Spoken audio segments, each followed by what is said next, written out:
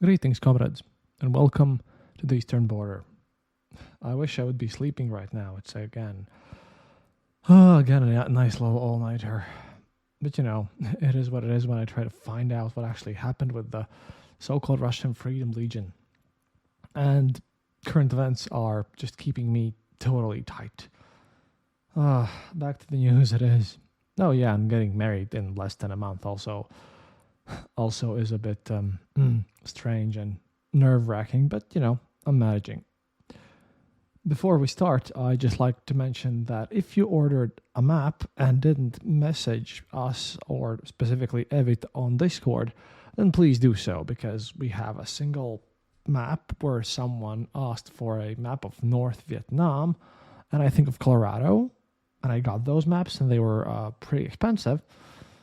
And now, they just don't reply, and we don't know what to do with them, and we don't have the address, and it's a mess. So please, if you're that person, let us know. And if you want a Soviet military map of wherever you live, then also just let us know. We have a store that specializes in these nearby. At any rate, enough of the interviews and all that stuff.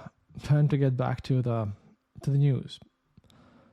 Because all in all, the front is more or less stable-ish. Everything's just functioning, basically.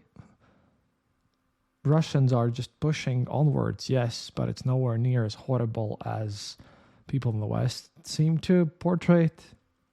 Oh yeah, Putin also speaks about nukes, but we'll get to that. I still don't understand why people take that seriously.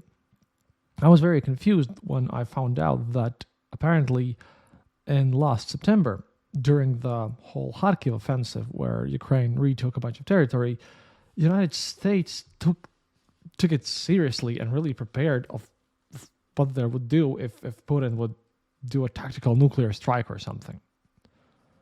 And that seems very naive to me. I mean, I don't know. Do they have people in the White House who literally called up people in Russia and asked them, hey guys, are you planning on doing nuclear thing?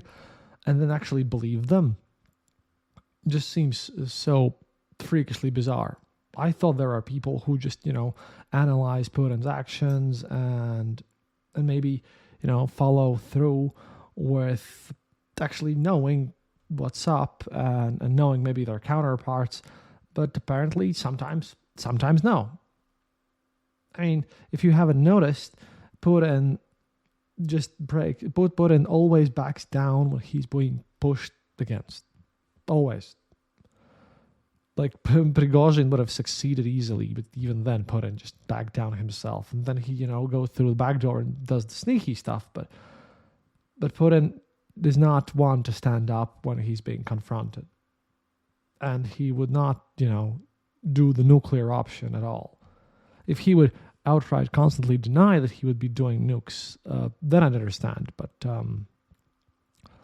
well, he's not. He's openly stating about and threatening and, waving these nukes around, which means that he's not ready to use them and he will not use them. I mean, Russia is currently in the war using already everything that they have. There is nothing else to push through. They have to take away stuff from other regions. And yes, everything is of low quality and the morale is low, but there's a lot of stuff. So it is what it is. I mean, and Ukraine, with all the aid that's been, hanging up in the air, the fact that they're still going on and working, that's amazing. Of course, I believe everyone should support them as much as we can. The biggest issue and the biggest threat to me recently, and sorry if you're a Trump voter, but I just kind of don't get you at this point, because Viktor Orban, the Prime Minister of Hungary, stated that he had spoken to Trump, and apparently Trump has a plan to stop the war, which basically involves cutting all aid to Ukraine and just allowing Ukraine to surrender and lose to Russia. And that would stop everything somehow and make things somehow better or something. I don't know. I hope that's a stupid exaggeration, because that seems to be a silly thing. But yeah, either it's sensationalism or something like that, but for unknown reasons, Putin gets overappreciated and all the situation gets massively overplayed, and it's not so bad. And I guess that's the problem here. When it isn't as loud and horrible, when the war is just dragging again down in a positional war, and Ukraine would be doing much better, much better, if not for the case of 2022 when people all were super afraid of Russia's potential nuclear escalation. If Ukraine had been given everything they need, they would have won by now, definitely. Ukraine's issues is the fact that they don't have enough ammunition and the fact that they're just not getting enough when they need it. Weird. For example, Union reports that on the Avdiivka direction, the Ukrainians continue to just repel troops all the time. 91 combat clashes happened on March the 12th. And they risk their aviation, they do daring stuff, and they do drones, and they do amazing things and change how warfare works. Now, I wouldn't go as far as to tell that tanks are going to be totally useless, like a bunch of people in Russian media tend to do.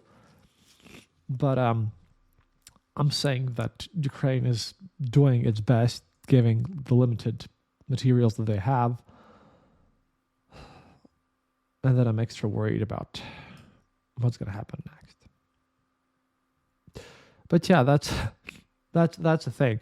That's just a bit of a side note because, again, I hadn't spoken to you about the war for a while, only did these interviews. But let's get on to this, shall we? See, on March 12th, the so-called Legion of Freedom of Russia, RDK, and the Siberian Battalion entered the Kursk and Belgorod regions as part of a joint operation. Those are Russian Federation regions.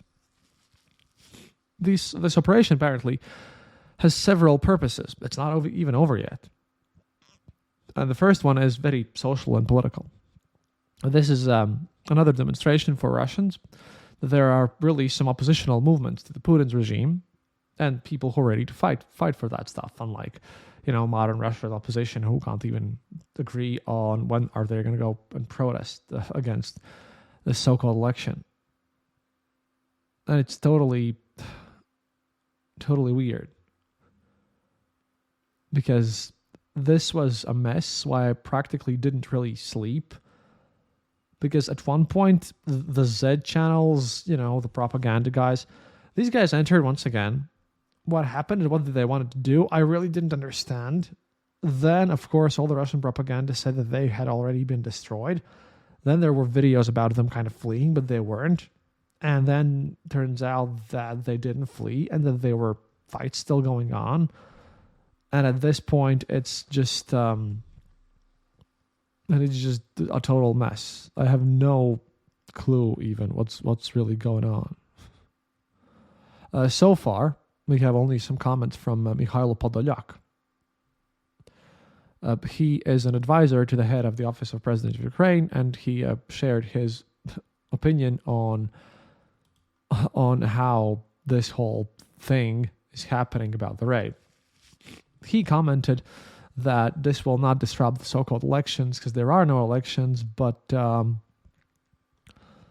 this shows that people are trying to kind of show that they exist and get some sort of real actual opposition that is not this, as Ukrainians call it, so-called liberal one. Because this is kind of weird. See, these volunteers of the Freedom of Russia Legion, they've been fighting against the government forces. And apparently on day 2, and I'm reading this now as it happens, said that the strategic goal of the mission is the march on Moscow. Well, Prigozhin tried, these guys are trying right now. At the same time, the volunteers admit that it will be difficult to achieve because the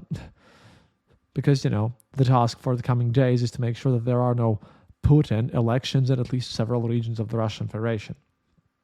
As Oleksiy Baranovsky, one of the fighters from the Freedom of Russia Legion, noted, the operation was deliberately timed to the so-called presidential elections in the Russian Federation, which are to be held from March 15th to 17th.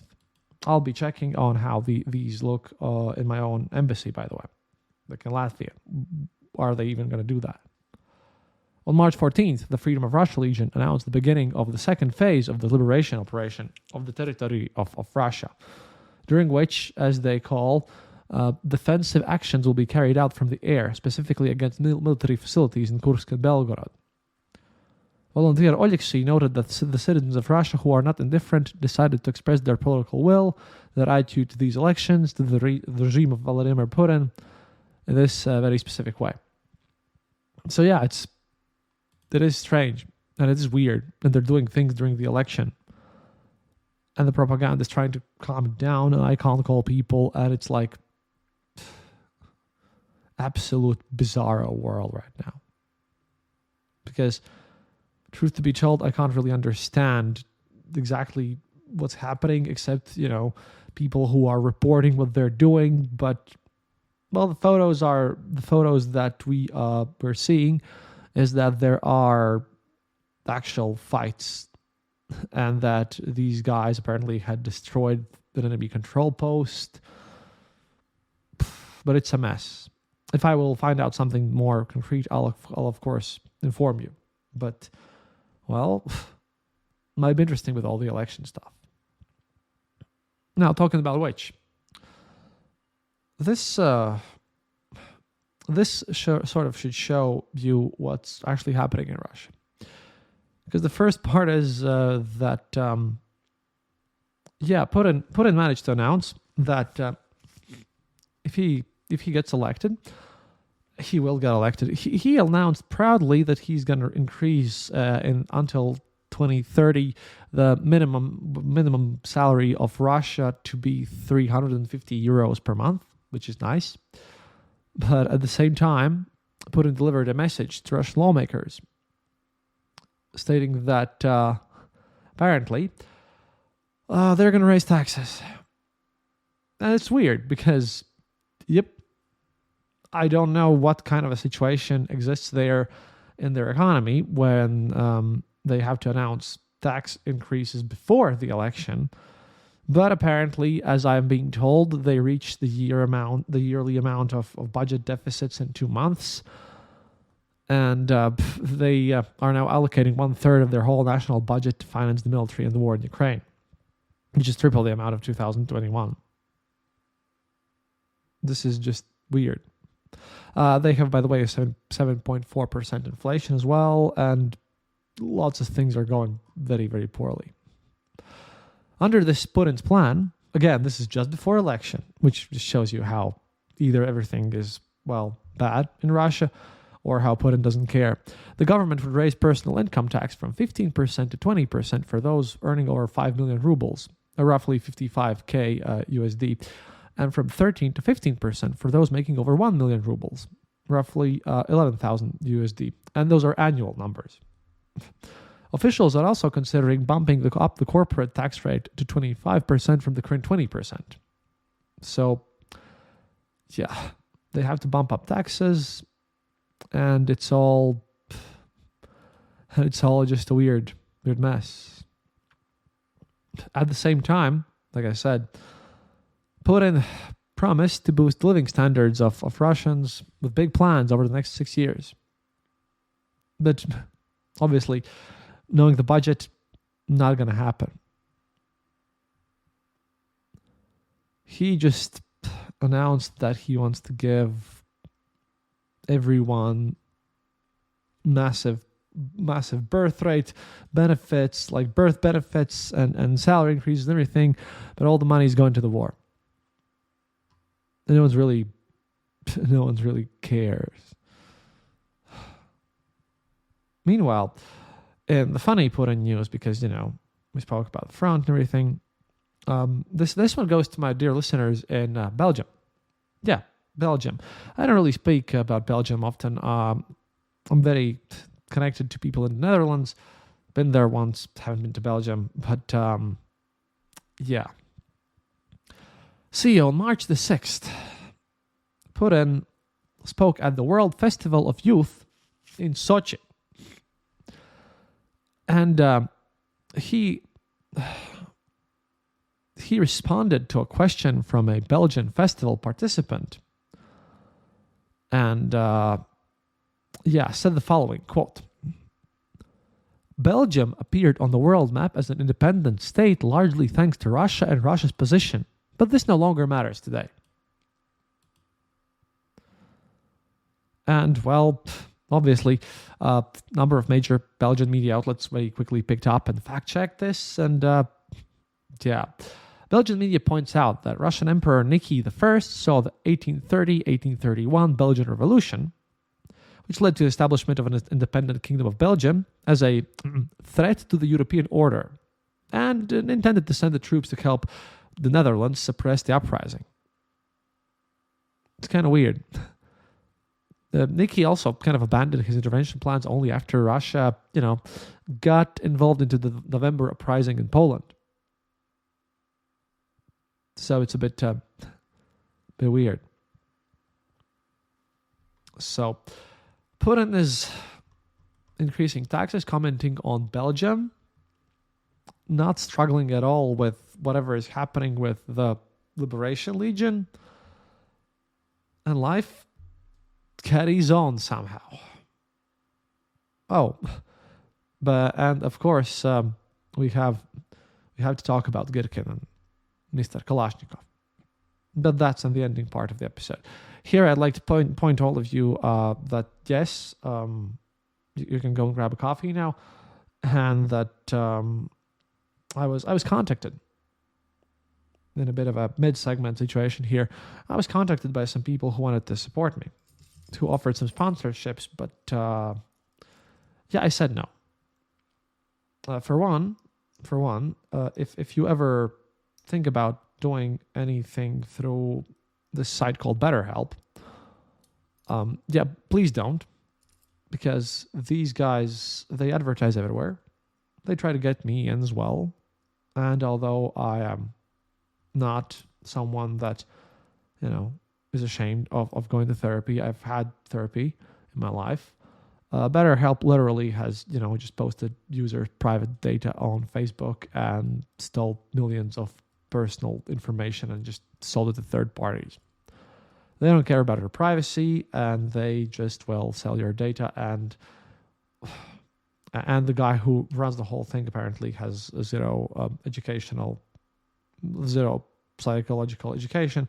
So please, if you are in trouble, and I can understand being in trouble in these times, which is why BetterHelp is like using all the podcasters ever to advertise among themselves, advertise to people, because these are tough times to get through, and people might be tempted to use them because they are comfortable or something.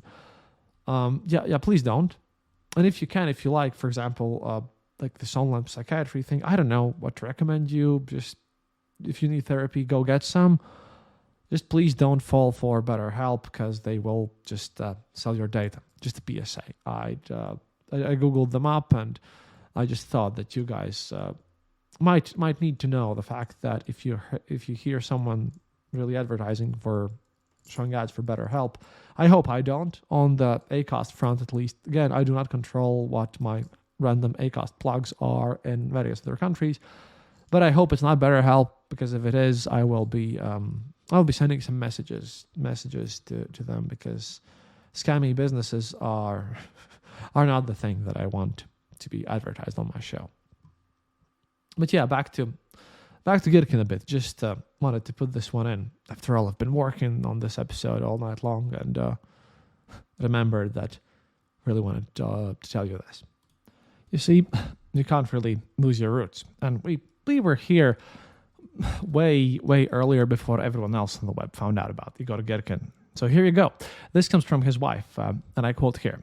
Friends, there is new news from Igor in the pre-trial detention center.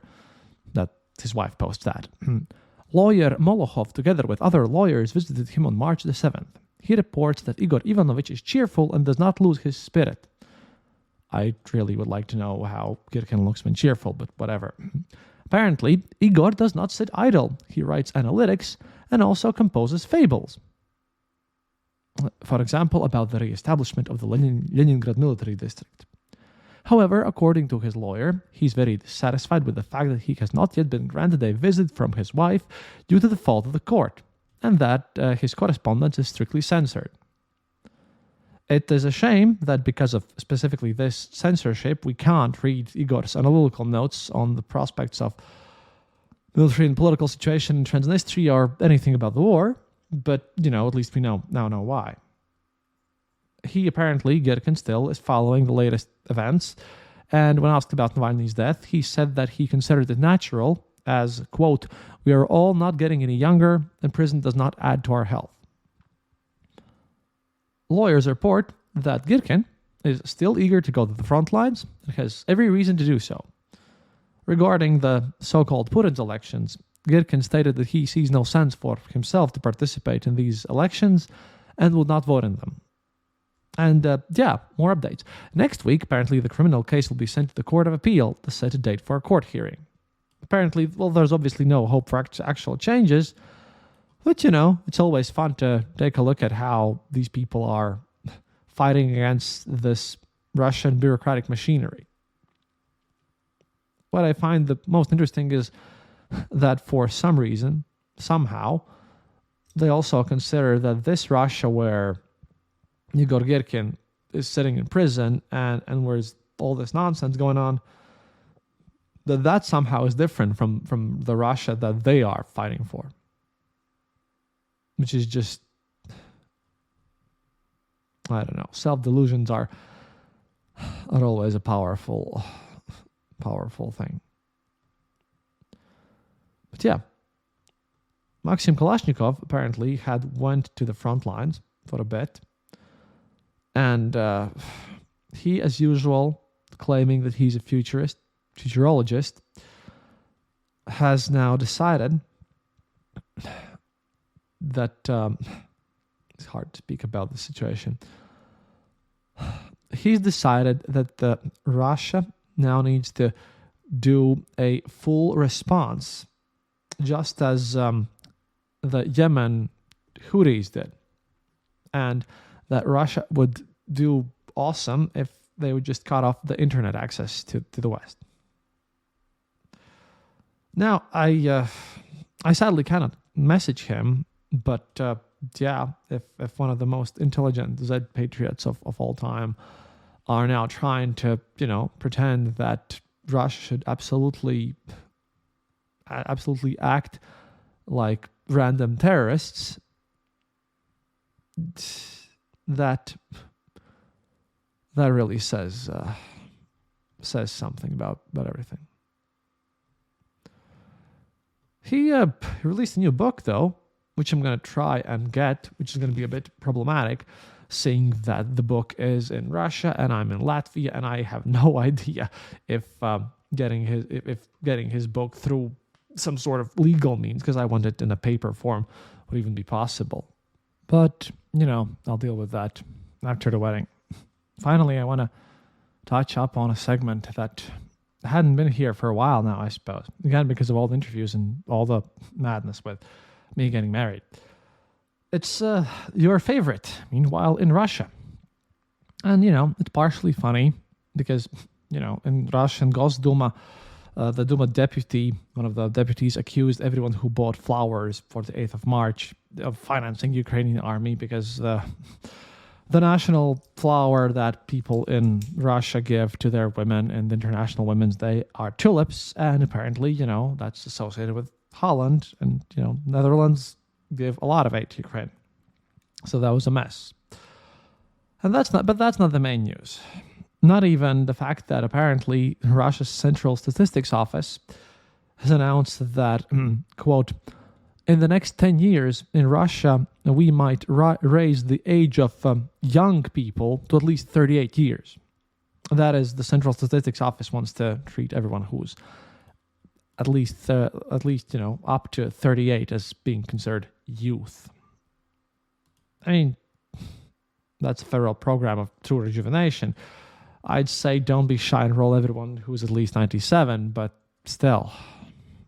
I wanted to look for some good news, but here's something for the usual sadness of the whole show. See, this is a thing. In Russia right now, you know that the prisoners are coming back, and we have a case where the person did a murder for the third time after returning twice and everything. And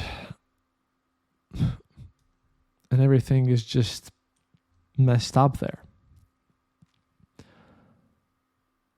But some things are so...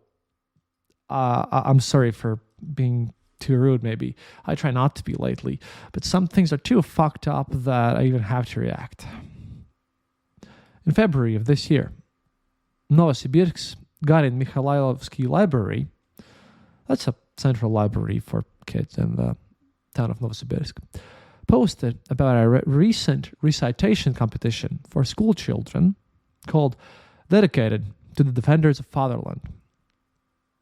Among the judges evaluating the children's performance of patriotic poems was Nikita Semyonov, a veteran of the war in Ukraine.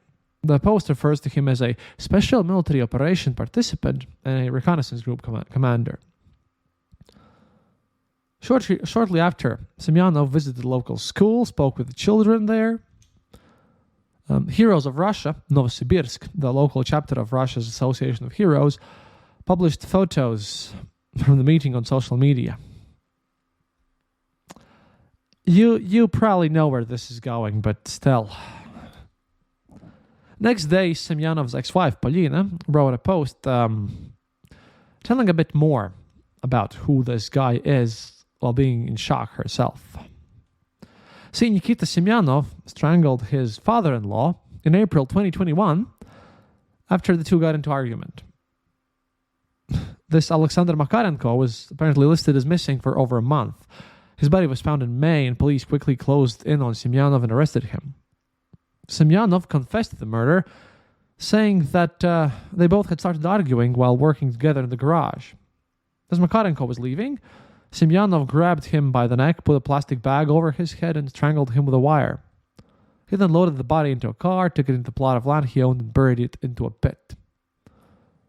In May 2022, court found this guy Semyonov guilty of murder and sentenced him to 9 years in a strict regime prison colony. However, of course, he volunteered, and after he was wounded, he returned to Novosibirsk as a free man. And the problem is that that's not the only thing.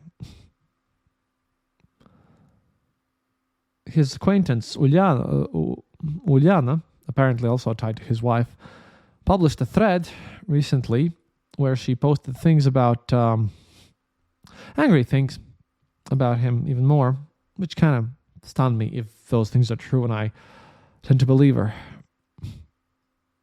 Now this animal is going around schools and blowing up smoke up your children's arses, she wrote. Apparently, Semyonov used to teach guitar to teenagers, and he had also coerced some of his students, girls aged 12 to 15, into having sex with him. Semyonov's ex-wife, Polina, who posted about the fact how, he had murdered her father, right?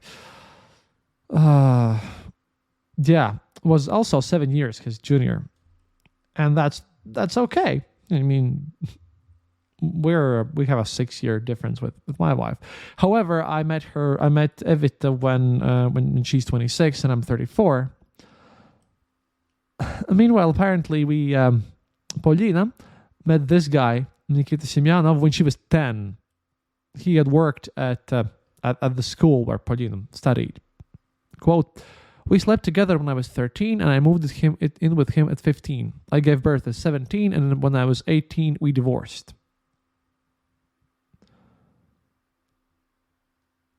Uliana said Semyonov tried to coerce her into having sex with him when she was around 14, and that again about a year later. I won't go into the details and everything, but he did apparently a bunch of bunch of bad things, and the story of his wife just corroborates this. Polina also told journalists that while she was living with him, he was, of course, very violent, sexually assaulted her, beat her, and all that nonsense. And she ran away from him. Note to everyone, though, Polina herself went to prison on drug possession charges, but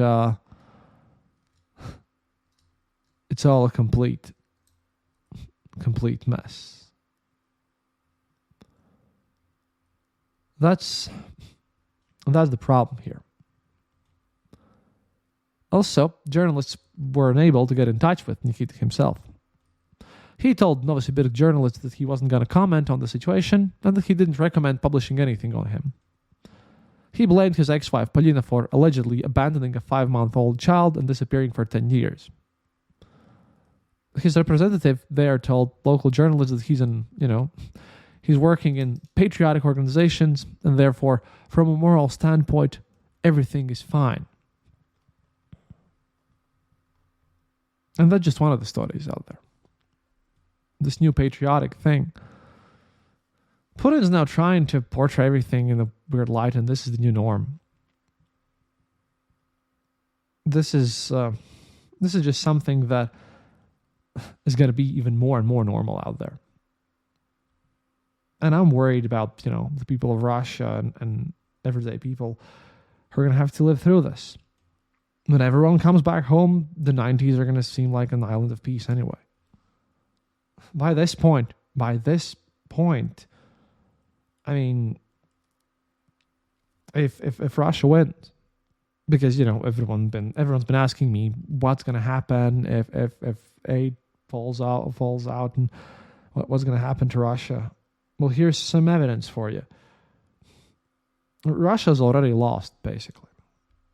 Even if they somehow manage to, take over territory, murder a lot of civilians and do insane amount of war crimes.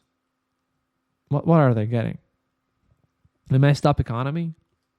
Criminals are turning back home? Total chaos? Gang violence? Increased amount of murders? Inflation? And just,